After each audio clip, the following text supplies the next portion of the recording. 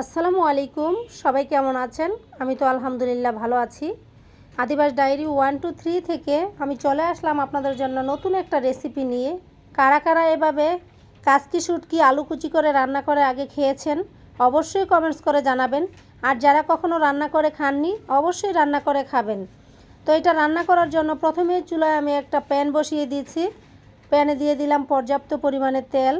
তেলটা দিয়ে একটু নেড়েচেড়ে তেলটা যখন গরম হবে তখন আমি এখানে ধুয়ে রাখা কাচকি শুটকিটা ভেজে নেব। কাচকি শুটকিটা আমি হলুদ আর লবণ দিয়ে একটু মাখিয়ে রেখেছিলাম। এটা কিন্তু ভিজিয়ে রাখতে যাবেন না, এটা ধুয়ে সাথে সাথে উঠায় ফেলতে হবে।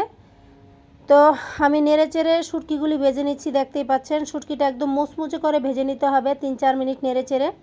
তো আমি লাল লাল করে শুটকিটা ভেজে নিয়েছি। শুটকিটা কিন্তু আমার প্রায় ভাজা হয়ে গেছে।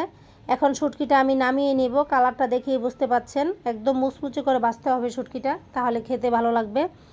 তো শুটকিটা ওঠানোর পরে আবার ওই প্যানে আমি এখন 2টা পেঁয়াজ কেটে রেখেছিলাম, পেঁয়াজটা দিয়ে দিচ্ছি। তো পেঁয়াজ দিয়ে এখন দিয়ে দিব পরিমাণ মতো তেল তরকারি রান্না করার জন্য। তো তেলটা দিয়ে আমি পেঁয়াজটা নেড়েচেড়ে একদম ব্রাউন করে নিব। পেঁয়াজটা যখন ব্রাউন হয়ে আসবে তখন আমি এখানে অ্যাড করব কুচি করে রাখা আলু। আমি এখানে 4-5টা আলু কেটে নিয়েছিলাম। আলুটা দিয়ে 3 থেকে 4 মিনিট আলুটা ভেজে নিতে হবে, তাহলে তরকারির স্বাদটা দ্বিগুণ বেড়ে যাবে।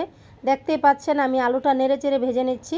এখন দিয়ে দিলাম 4-5টা কাঁচামরিচ, যেহেতু শুটকি অবশ্যই একটু জাল হতে হবে। আর এখন দিয়ে দিলাম হলুদের গুঁড়া, মরিচের গুঁড়া, হালকা ধনিয়ার গুঁড়া আর স্বাদ মতো লবণ দিয়ে আমি আবারও একটু নেড়েচেড়ে নিচ্ছি। এখন দিয়ে দিলাম একটু পানি, যেন মশলাটা না পুড়ে যায়। পানি দিয়ে আলুর সাথে মশলাটা ভালো করে মিশিয়ে আমি একটা ঢাকনা দিয়ে ডেকে দিব কষানো হওয়া পর্যন্ত। তো ঢাকনাটা দিয়ে ডেকে দিচ্ছি।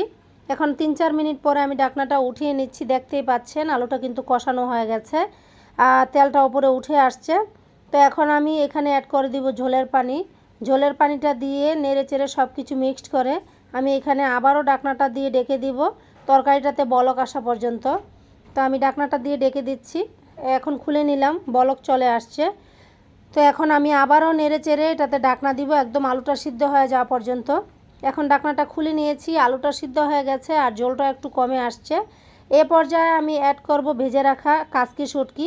মনে রাখবেন কাচকি শুটকিটা 2 থেকে 3 মিনিট আগে দিতে হবে তরকারিটা চুলা থেকে নামানোর, না হয় কিন্তু শুটকিটা গলে যাবে, আর শুটকিটা গলে গেলে কিন্তু খেতে একদম ভালো লাগবে না। তো শুটকিটা দেওয়ার পর আমি এখন কিছুটা ধনেপাতা ছিটিয়ে দিচ্ছি। তো তরকারিটা কিন্তু আমার ফাইনালি হয়ে গেছে। ধনেপাতা দিয়ে আর বেশিক্ষণ জাল করার কোনোই প্রয়োজন নাই। চুলাটা আমি বন্ধ করে দিব। তো যারা যারা এই রেসিপিটা আগে কখনো করেননি তারা বাসায় অবশ্যই ট্রাই করবেন। একবার খেলে বারবার খেতে মন চাবে। তো সবাই ভালো থাকবেন, সুস্থ থাকবেন, আমাদের জন্য একটু বেশি বেশি দোয়া করবেন।